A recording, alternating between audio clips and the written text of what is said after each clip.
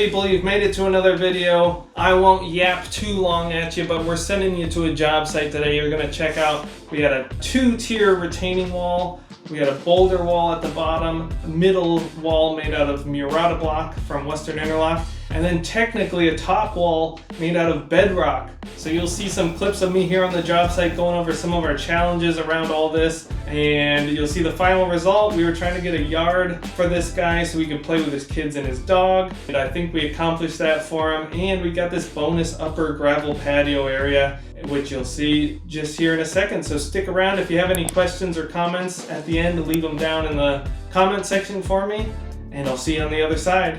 Okay, we're looking at the before here. Sort of a unique situation. We've got a great view, but we hit bedrock, so we have to lower this bedrock. We've got some breakers and stuff. So the majority of the work is gonna be leveling out this top area, but then obviously this huge slope we have to control too. So we're gonna put a retaining wall down here, another one at the bottom so you can get some usable yard space, but we should have a nice little gravel patio at the top here with good views. So that's the bulk of the work for today. Okay, we're at start of day 2 over here. And the problem we're solving for the homeowner is leveling out these terraces, but there's also a few problems that emerge for us. So one of them is this soil is really rocky. Actually up top we're digging into bedrock, so it's really hard on the track. So we split a track, we've got to get that replaced today. We've got a rental machine for the rest of the day, so we want to do all of the hard rock breaking and large material moving today. And the other problem that emerges, this neighbor down here has like an abandoned feral beehive.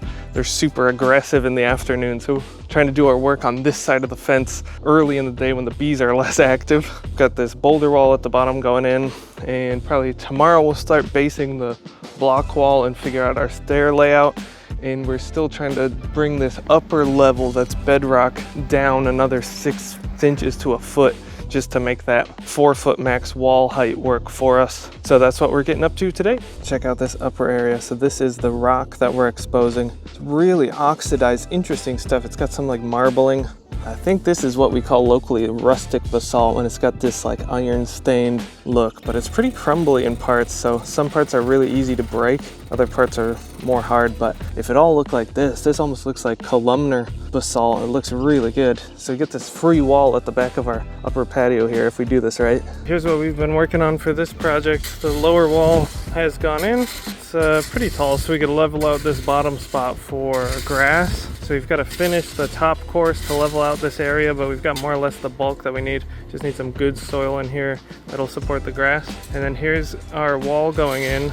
Then independently of this wall, we're gonna have a staircase coming up here, these big cast steps. And this location came down 2 feet into the bedrock. So we've got a bedrock wall here. We'll frame out the corner with some more Columbia River basalt boulders, and that'll serve as a sitting wall too. And then this wall is gonna get a few more courses, geogrid, we'll compact all that. We'll have a small slope for plants right here, and then we'll be ready to prep for irrigation and grass down here.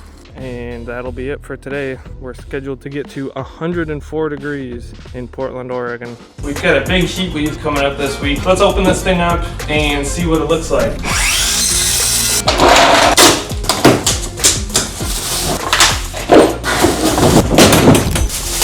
So that's it, that's where the battery goes. Nice adjustability here. Oh yeah, so there's your handles. Okay, I got a bucket. Let's see if I can find the misting feature. There's like 2 settings of mist. Ooh, boy. Oh, that's misty.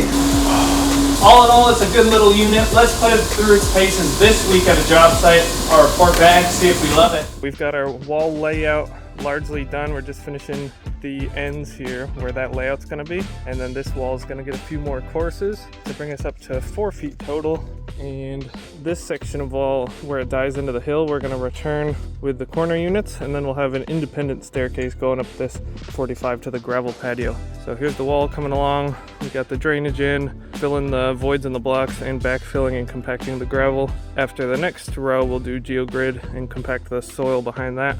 Yeah, these Columbia River basalt boulders, it's a nice contrast with the gold tones of the decomposed granite and the natural bedrock. So that was kind of the builder grade boulder wall when we got here was Columbia River basalt. So we kind of leaned into that contrast and brought it back in as a curb border on this gravel patio.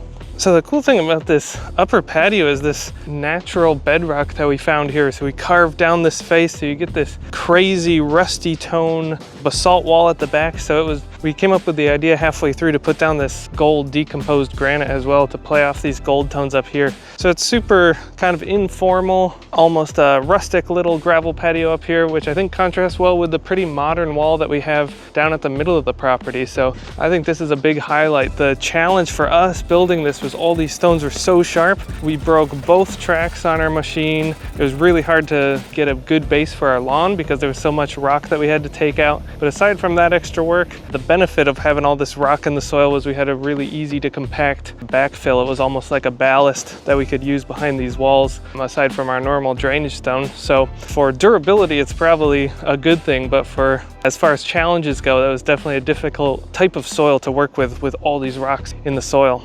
Okay, we just finished this job. So the sod went in today, we've got the irrigation in, and the main challenge we were dealing with here was this difference of about 9 feet between top of the property and the bottom. So we got a boulder wall at the bottom to maximize the lawn. We got this good looking wall in the middle because you'll be looking at it. And then we got this nice gravel patio with the natural stone as a backdrop for that upper wall. So some of the things I like the most about this project are this upper nook.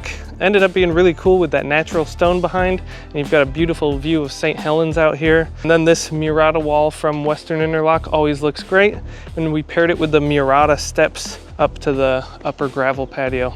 Well, what do you think of this project? There's a lot of work that goes into these things, and some of it's unseen. That's such a pain on these projects. The irrigation, the lower walls that are against the fence line and stuff like that. You don't see any of that work in the finished product, but it's you're talking about days and days of work to accomplish these things. So that's always a kind of a pain on these job sites, is you know how much work goes into it, but at first glance it's not very obvious. So hopefully you got a sense of all the struggles and accomplishments we had on this job site. And if you want to see another one, stick around on the channel, and I'll see you on the next job site.